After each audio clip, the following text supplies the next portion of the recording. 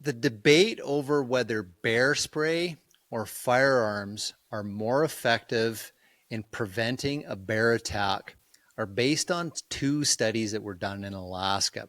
A study that was specifically done on the effectiveness of bear spray and a study that was done on the use of firearms in bear attacks.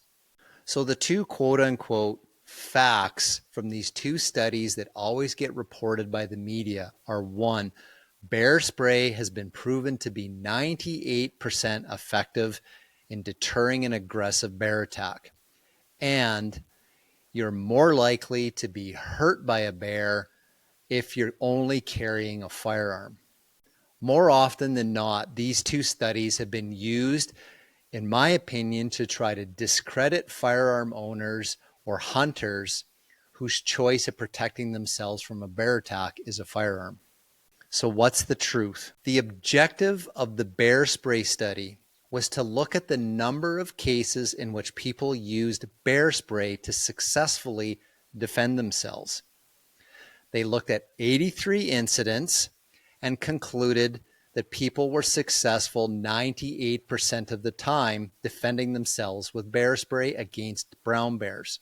However, out of those 83 incidents, only 9 of those incidents involved a surprise encounter with an aggressive brown bear that resulted in a charge.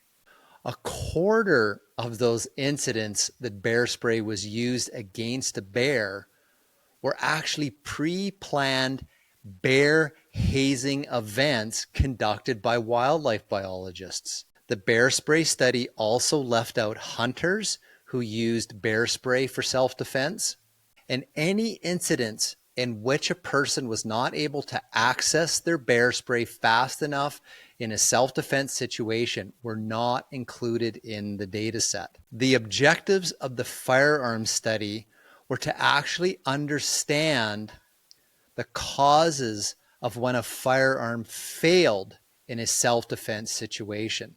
So in the firearm study, any incident in which the firearm malfunctioned or was not able to be deployed quickly enough were included in the data set. So the bear spray study and the firearm study had a different methodology for what they included in the data set, and they had different objectives.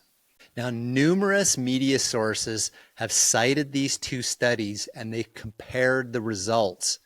And those studies, because they were done differently with different objectives, were not meant to be compared. So when the scientists went back to the data sets, even though the two studies were done differently, they extracted a common set of data out so that they could analyze it and compare bear spray and firearms.